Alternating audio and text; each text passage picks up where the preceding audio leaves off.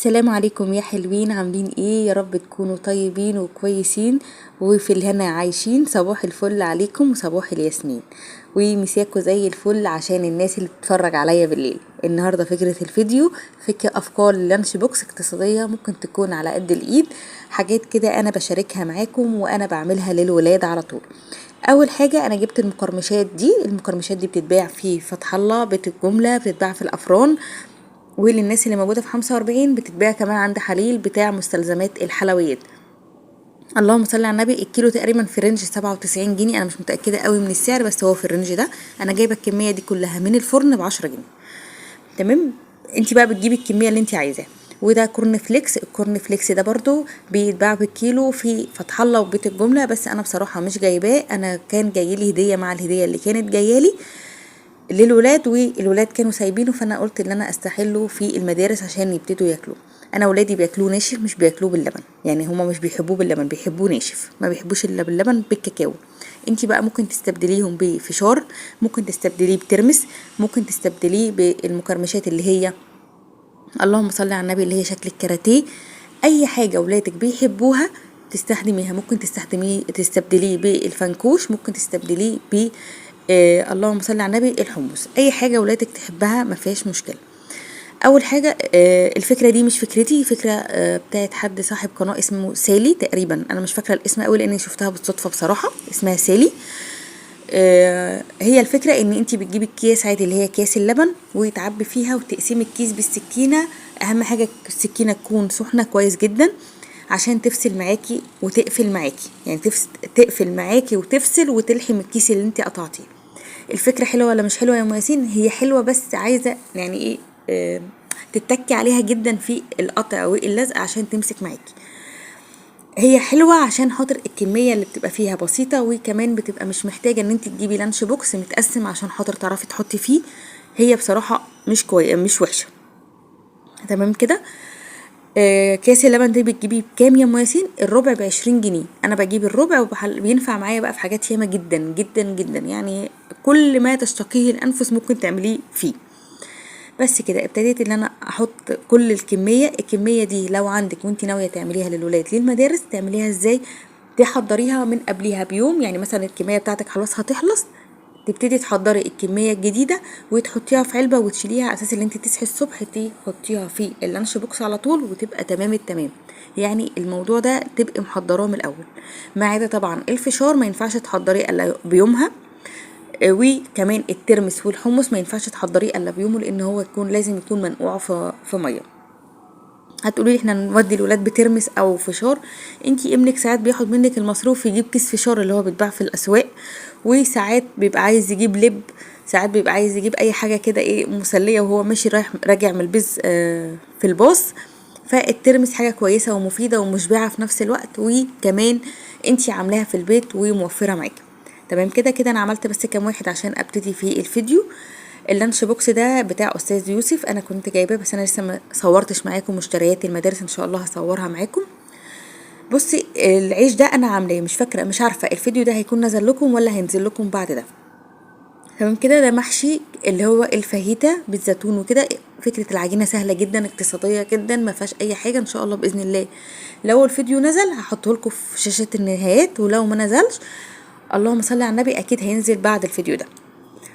كده حطيت 2 من العيش، وكمان حطيت واحدة كيكة دي برضو انا عاملاها في البيت، ان شاء الله باذن الله هينزل لكم. والبسكوت ده برضو انا عاملاه في البيت. لو انتي ما عندكيش الكيكة ممكن تشتريها، بتتباع دلوقتي في الافران. وكمان ممكن تشتري اللي هي علبة بتاعه تريم وتعمليها لو انتي فاشله قوي في الكيكة، لان هي يعني اسهل من السهولة. وكمان انا دي عاملاها بالمية. والبسكوت ده برضو انا عاملاه ب3 مكونات وبس، وعايزه اقول لك سهل جدا واقتصادي جدا من غير اي حاجه. تمام كده. اللهم صل على النبي. حطيت 2 بسكوت وواحده كيكه والمكرمشات لان انا كده حاطه حلو وحادق. حاطه لهم بقى صنف الفاكهه، فراوله، سوري جوافه. ممكن تستبدليها بموز، ممكن تستبدليها بالتفاح بس يكون حته على بعضها، ممكن تستبدليه بعنب، ممكن تستبدليه ببرقوق بس يكون ناشف. يعني اي حاجه ناشفه وبتعيش معاكي بره التلاجة ممكن تستبدليها بيه. لكن لو الحاجه دي بتسود ما تقطعهاش، مثلا زي التفاح الكلام الجوافه الكلام ده كله ما تقطعهاش. دي كده اول فكره لللانش بوكس، فكره بسيطه جدا واقتصاديه جدا. طب يا ام ياسين، تاني فكره، اللهم صل على النبي، العيش ده بيتباع بالكيلو، الكيلو تقريبا في رينج 40 جنيه او 50، بصراحه مش فاكره. انا من اول ما جيت المنطقه الجديده ما لقيتوش بالكيلو، لقيته بالواحد، وانا كنت بجيبه من 45 بالكيلو. الكيلو كان في رينج 40 45. الكيلو بيطلع معاكي كام يا ام ياسين؟ انا بصراحه اما جبت اربع او انصص، الانصص كان بتطلع معايا مثلا في رينج 12 13 14، مش فاكره العدد. المهم جبته. العيش ده انت ممكن تعمليه في البيت، هو عباره عن دقيق وميه وبس وملح، بسيط جدا، وبيتعمل كمان على الطاسه. هعمله معاكم ان شاء الله بمنتهى السهوله. لكن الناس اللي ما بتحبش العجن هو بيشترى بالكيلو. الجبنه دي جبنه ايه يا ام ياسين؟ انا جايباها الجبنه دي بالكيلو، بتتباع في اي محل، اي محل يعني، في اي هايبر في اي حته. الكيلو ب 97 جنيه. انا جايبه التمن ب 12 جنيه. دي جبنه بالبسطرمه، في منها اشكال كتير واطعمه كتير. ولو انت عايزه تعمليها في البيت بتعمليها بالجبنه القريش، بربع كيلو جبنه قريش وربع كوبايه لبن، وتضربيهم هما الاتنين في الخلاط، وتنزليها في العلبة، وتنزلي بقى عليها بالزيتون او البسطرمة او اللانشون او الشيدر، اي حاجة انت حباها. اللانش بوكس ده بتاع استاذ ياسين، برضه هبقى اصوره معاكم واقول لكم بقى كل التفاصيل عن حاجات المدارس. عملتي ايه يا ام ياسين انت هنا في اللانش بوكس او في الساندوتش ده؟ حطيت جبنه على لانشون. هي المفروض الجبنه دي انا كنت جايباها بالبسطرمه، بس الراجل اتلخبط وما حطهاش بالبسطرمه، حطها بقطع الفلفل. فقلت يعني ما لقيتش فيها بسطرمه بصراحه. فالمهم حطيت فيها عليها لانشون. عملت 2 للولاد. العيش ده برضو مشبع جدا وبيشبع زي العيش بتاع الفلافل بالظبط، يعني العيش اللي هو بيتباع في الاسواق بتاع الفلافل. حطيت معاها واحده كيكه، وحطيت معاها كورن فليكس.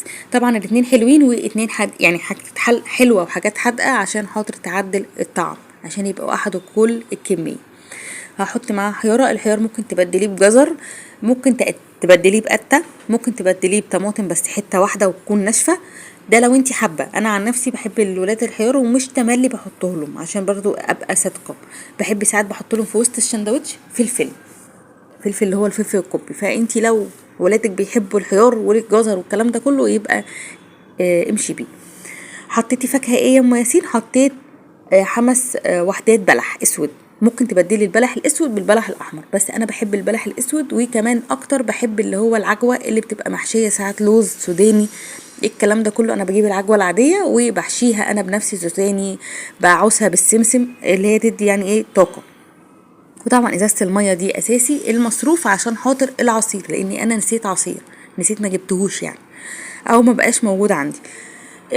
العصير اساسي معاهم، يعني ممكن تشربه لهم في البيت، وممكن تستبدليه وتعمليه في البيت عصير مانجا، عشان عصير الجوافه طبعا ما ينفعش، واي عصير انت بتحبيها. طب يا ام ياسين، ايه الفكره الثالثه؟ انا بحاول اسرع معاكم الفيديو عشان الفيديو ما يطولش معاكم. الفكره الثالثه هو العيش السوري بتاع المطاعم اللي بيتعمل فيه الفراخ السوري والبطاطس. العيش ده بيتباع عند ناس بالكيلو، الكيلو ب70 جنيه، وبيتباع عند ناس تانية الواحد ب2 جنيه. على فكرة هي يعني الفرق مش كبير. بالكيلو بيديكي نفس العدد، وبالواحد هو نفس العدد، مش فارقة يعني. انا جبت الكيلو طلع معايا تقريبا، اللهم صل على النبي، ال20 جنيه طلع معايا 10، هو. المهم حطيتي معاه ايه يا ام ياسين؟ دي جبنه ميكس، اللي هي الجبنه المثلثات. دي نوعها بصراحه ابو الولد، يعتبر ارخص نوع في الاسواق. طبعا انتي لو موجود عندك اي نوع حطي. حطيت عليها بطاطس مقليه، انا عندي الولاد بيحبوا الميكس ده مع بعضه، وفي عندي ياسين بيحب الميكس الجبنه البيضه بالبطاطس المقليه. فانتي شوفي الولاد بيحبوا ايه، بس انا اعطيتك فكره برضو بسيطه واقتصاديه. حتى لو عندك حبه بطاطس مقليه قديمه من الحدا ومركونه، ممكن تسخنيها في الميكروويف وتعملي لهم الخطوه دي. هاخده واحطه على الطاسه كده عشان ابتدي اسويه او اشوحه كده من الجناب يعني، والجبنه اللي فيه تسيح. واخدت واحد من العيش اللي هو عيش الفلافل ده، وابتديت احط فيه، اللهم صل على النبي، شوكولاته. عندي يوسف بيحب عليه موز، فانتي لو متاح عندك حطي، مش متاح ما تحطيش. بس انا بصراحه ما بفضلش الموز في اللانش بوكس، يعني ما بفضلوش متقطع، بفضله على بعضه بالقشره بتاعته ويكون سليم. اللهم صل على الحبيب. كده حطيتهم بقى في اللانش بوكس. هحط معاهم ايه؟ طبعا هو كده واحد صنف حلو وصنف حادق، برضو هظبطهم في حلو وحادق. حطيت اللي هو المقرمشات اللي هي ام جبنه. المقرمشات دي باطعمه على فكره، بالجبنه، بالملح، بالشطه، بالكاتشب، باي حاجه الولاد بيحبوها. وهحط معاها واحده حياره وهحط معاها جوافيه. وده كده اللانش بوكس بتاعنا تقريبا التالت. طبعا المية اساسي، والمصروف لو مفيش عصير، لكن لو في عصير فكده كافية جدا. يعني ايه كده؟ الحمد لله. في عندهم الحاجة الحلوة، وعندهم الحاجة الحادقة، وعندهم الفاكهة، وعندهم الخضار، وعندهم كمان الأكلة البسيطة. تمام كده. دي كده فكرة تالت لانش بوكس. وقولوا لي المحتوى ده عجبكم ولا لا، وهل استفدتوا منه ولا لا. ولو انتي معايا لحد دلوقتي يعني فضلا منك وليس امر ان انتي تحطي لي لايك كده عشان القناه تتشاف.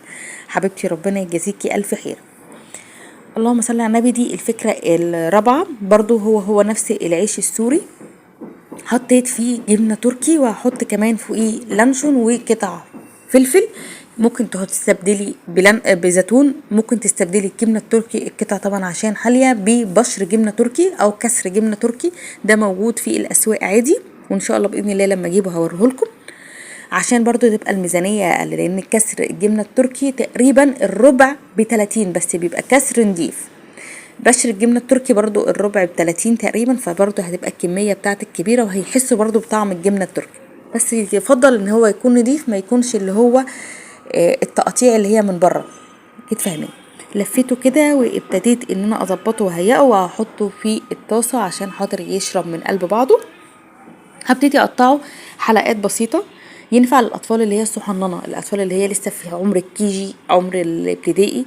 ليه؟ يعني لو ولاد كبار ممكن تقسميه بالنص، لكن لو صغيرين زي مثلا يوسف عندي تقطعيه كده، فهياخد القطعه قطعه بقطعه، لان هم ما عندهمش فسحه. فممكن الميس تقول لهم ايه؟